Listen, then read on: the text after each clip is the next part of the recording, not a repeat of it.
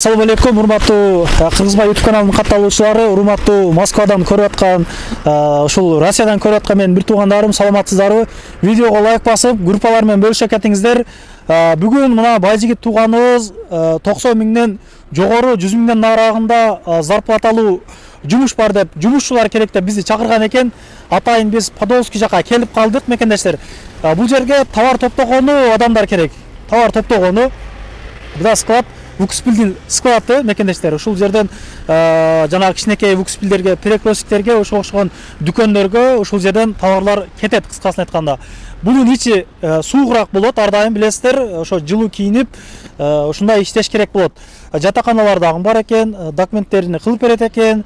Толук маалыматты өздөрү айтып берсин. Биздин иш, мекендештер, ушул жерде айтып коеюн, бирөөнү чакырып келип, жетелеп келип иштетиш эмес. Биз жөн эле элге маалымат жеткиребиз, анан келип иштеш, ал ар бир адамдын өзүнөн. Биз ушундай трудовой договорлору, документтери бардыгы берилгендиги үчүн ушу элге маалымат жеткирип турабыз биз ар дайым.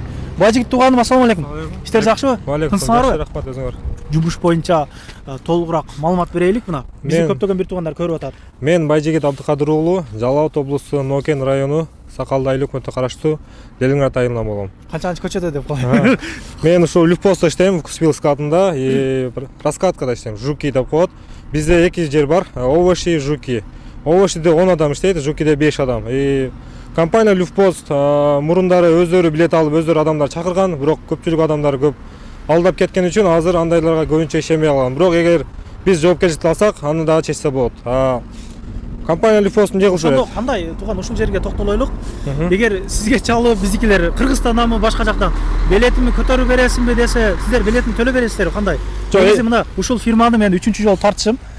Биздин мекендештер Кыргызстандан келип, ошондо бир видеодо айтылган эле, келсеңер биз өзүбүз төлөп беребиз депчи. Ошол биздикилер ушул акчасын төлөп чакыргандан кийин келип жумушка чыкпай кетип калгандары аябай көп болду. Анан жалып дагы кылышса бар. Бир 5 адам ошондой кылды да.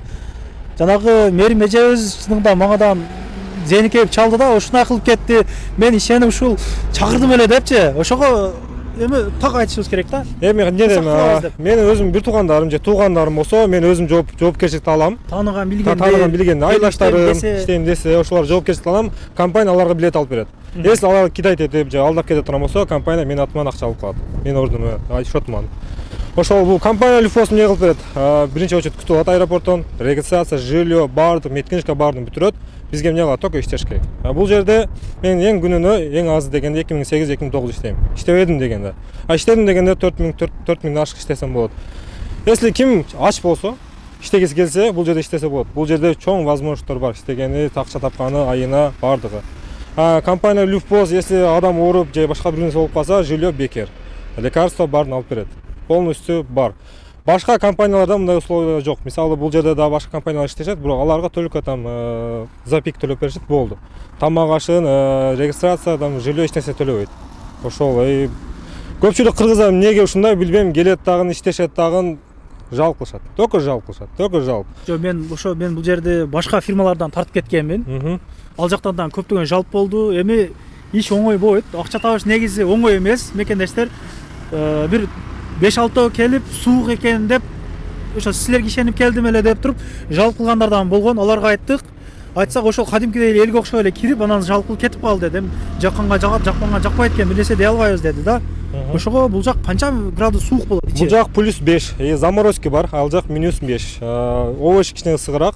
Бирок мен иштейм Жукиде, аял жер +5, бирок качан адам иштегенде суукту да билбей калат. Чынында тамак ашын берет. Тамак аш канча мал тамак аш берилет? Бир мал тамак аш, первый, второй десерт бар. Саат иш сааты саат 4-төн 4кө чейин. Бирок биз саат 1де бүтөбүз, 2де автобус менен кетебиз. Кайсыл 4төн? Күнүзгү 4төн? Да. Күнүзгү 4төн кечки 1ге чейин иштейбиз. Графиңер ортодо экен да, мында. Ортодо, өтөдө да кыйнап. Дендан ночтан иштейт экенсиңер. Максимум биз жаныбызды кыйнап 5 саат иштейбиз. 5 саат тынымсыз иштейбиз, болду.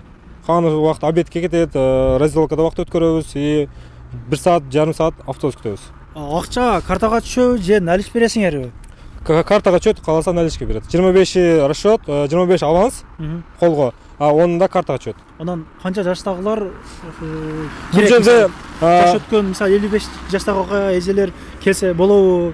Бул жерде Кадам жайдан бир киши бар, 51 жашта. Мен тең иштешет. Бул значит возраст эмес, желанияда. Кимде ким желаниясы болсо иштегенде келип иштесе болот. Көрсөңөр ал киши чоң эле деп ойлойсуң, а бирок менен тең иштейт. Оштон балдар бар, ошо 48 жаштагылар. Алар деле менен тең иштешет. Чуркашып. Зарплата кандай? Объембу же кандай? Зарплата издельный. Биринчи келгенде 14 күн убакыт беришет. Компания Люфпост убакыт берет. Кичине ишти үйрөнүп, көнүп, атмосфера көнүп алганча. Анан 15 күндөн кийин издельный өтөсүң. Издельный. Мен Каалабасаң бу же кандай? Компания ошондой условиясы бар 14 күндө. А бирок биздин балдар 5-6 күндө эле үйрөндү дагы издельный өтүп кетишти. Издельный күнүнө 2500 сом төлөп беришет. 2500 рубль. Бирок 2500 рубль алгандан көрө 3-4 күн үйрөнөсүң, сразу издельный өтсөң 3000ден көп иштесең болот. Канча кыргыздар эмгектенип атат эми силердин фирмаңарда мыякта? Азыр 15 адам. 15. Канча адам керек а силерге? Дагы көп керек. Келе берсин канчасы болсо. Иштейм деген керек. Иштейм дегендер келе берсин. Жаловаться эткендер келбей эле койсун. Ар бир иште эле ошондой нерселер болот. Негизи ачыгын айтыш керек. Бир туугандар негизи ичкериге кирип камера менен тартырганга возможность бербейт экен. Андыктан могу бажигит тууганыбыз кирип өзү ошол айфонго тартчыган да тууганыма. Анан сөзү дәл уланталык, бардык реальный болсун. Иштегендер өзү менен айтып берсин мына буюрса. 4-5 адам сүйлөп берсе болот бизге. Бир 5-6 адамбы. Ишкеде условия бар, ячейкалар баары берилет. Условия жакшы. Регистрация, жатаканага акчаларды зарплата кармап калабы? Ошо эсине чыгып калды. Компания Люфпост өзү төлөйт. Жатакана кандай ошондо? Общагада жашайбы? Азыр общагада турабыз. Общага где-то бир 9000. Ар бир башка. Регистрацияны кылып берет. Ошол жерге коюп берет. Ошол жерге коюп берет. Регистрация ошол жерге коюлат. Проблема жок. Трудовой договор, башка ызышуулары полный берилет. Полный берилет. Задержка жокпу? Задержка жок. Мен доказательство. Анда эмесе кеттик. Мынакей мекендештер, мына биздин коллегалар, ушулар менен бирге иштешебиз. Булар деле көптөн бери иштешет, көп нерсени билишет. Ошо иштегендерден анда өзлөрүнө бир сурап көрөлү, кандай, эмне, кандай. Айтып коесуң ба? Assalomu alaykum hammaga. Biz ishga taklif qilingan ma'ni ish yaxshi, ish объемga. Soat 3 da boshlanadi. 3 ta avtobus bo'ladi, 4 da boshlanadi ish. Kechasi 11-12 gacha объемga ish. Yotoq beradi, registratsiya beradi. Bir mahal abit beradi. Puli yaxshi. Ishlaganlar oladi. Patentni qilib beradi, pulini beradi, keyin oylikdan bosib qoladi. Agar kelayotgan bo'lsa, yo'l quralarini ham beradi, oylikdan olib oladi.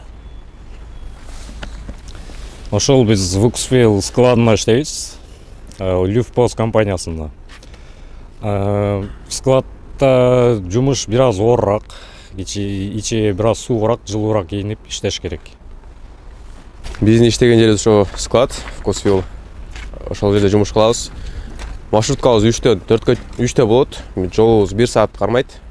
Иш башталышы. Иш болсо 12-лерде бүтөт кайра. Биринчи келген адамга оор болот, абдан эле. Айрыча биринчи жумалыкта абдан эле кыйын болот. Эгер ишти көп кылып жүргөн адам болгон болсо, анда көп кыйынчылыктарга туш болушу мүмкүн. Ал жерде дагы көп өзүнүн немелери бар, бөлүктөрү бар. Овощи, жуки, хлеб, молоко деген. Ал жерде кайсы бөлүктө иштегенге жараша, ошого жараша өзүнүн оорчулугу, өзүнүн кыйынчылыгы болот. Жана суук. Анан күнүнө иштегени бу башында келгенде стажировка берилет 7 күн, 2,5 миңден. Анан кийин өзүңүн жараша иштегенге жараша, пигиңге жараша ала бересиң.